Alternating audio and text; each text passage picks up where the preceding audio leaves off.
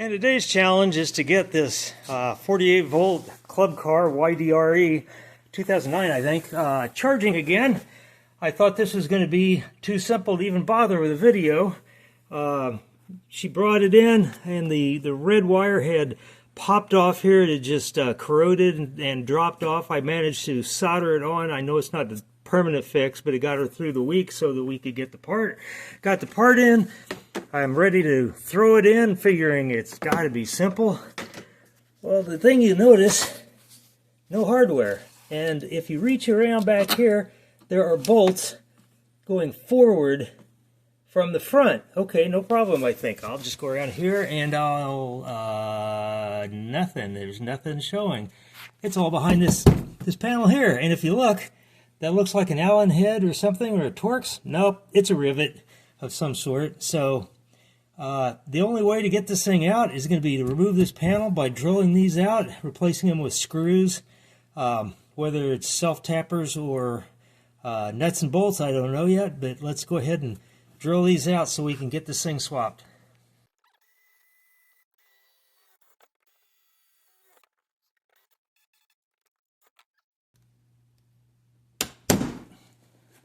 There's one.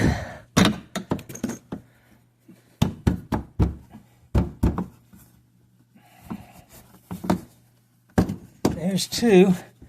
And now to see if I can rotate it. Doesn't want to, but it will. All right, well, that works too.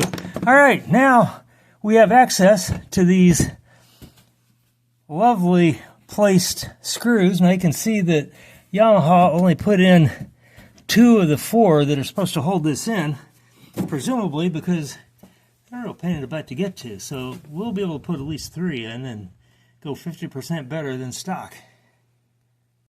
And before we get started, you're going to want to remove the cables from the charger port off them. Remember where they go. And the sensor wire plugs in. It's just a little quick disconnect here in the middle, which I'll end up using 2 hands to disconnect so I don't break anything. All right, there we go.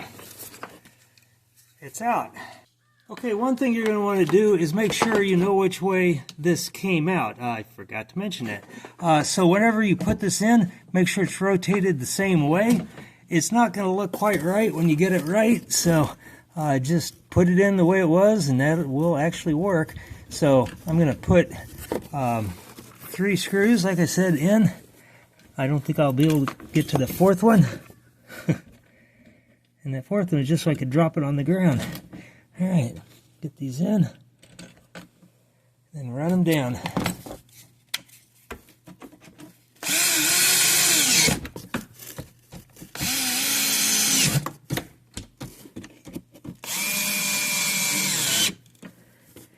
Okay, that's now mounted.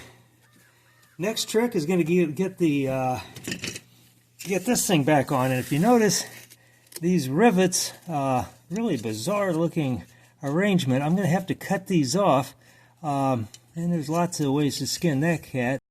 Okay, I'm going to just use a small hammer and a punch. I'm just going to punch out those center metal bits to make taking out the rest of it easy. Okay, I drove those out. I'm going to bend these little tabs out of the way so I can get the post entirely removed. And the rest of it should just be able to break it and pull it out.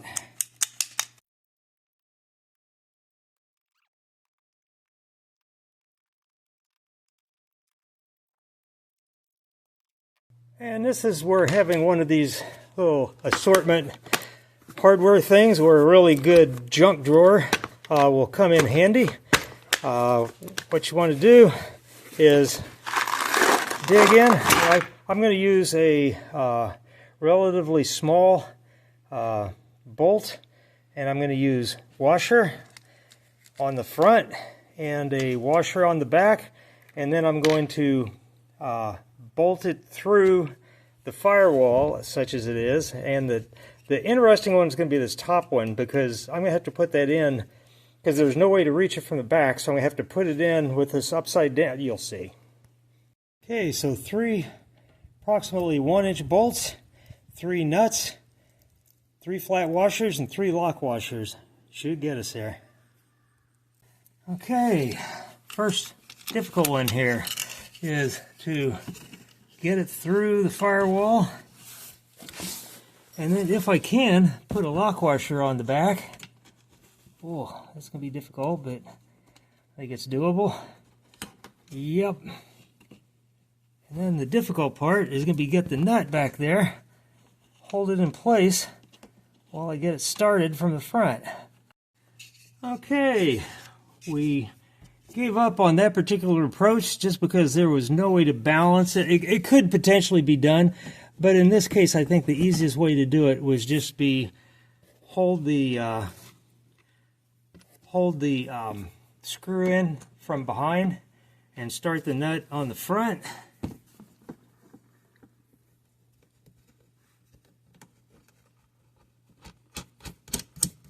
Okay, we are good, and then I'll just be able to buzz that down with with my driver. I don't want to do that yet because I got to get these others lined up, but they go in from the front. Shouldn't be a problem.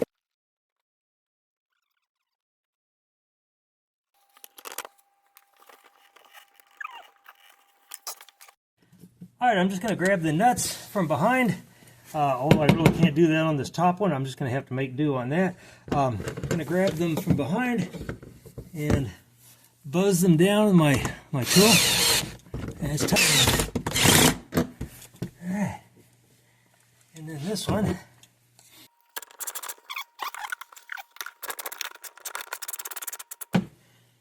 Okay. Not perfect, but pretty good. That'll work. Now we got the fun part of hooking it up. Okay, the sensor wire just should plug in if they have supplied it with the right connector. And the red wire goes to my left and the black wire goes to my right.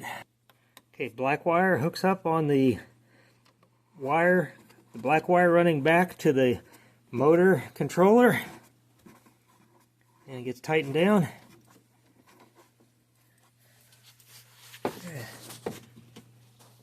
And the red wire goes to, obviously, to the red wire going back to the motor controller and gets tightened down.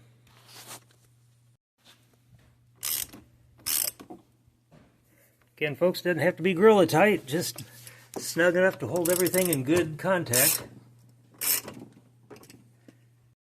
All right, folks, the acid test. Let's find out what happens when we plug a charger in to this new plug. Okay, it seems to be connected. Yep, charger just kicked on. We're charging, folks, so this should last for a good long while. The last one lasted since, I believe, 2009, so that's 16 years, so that ought to do it.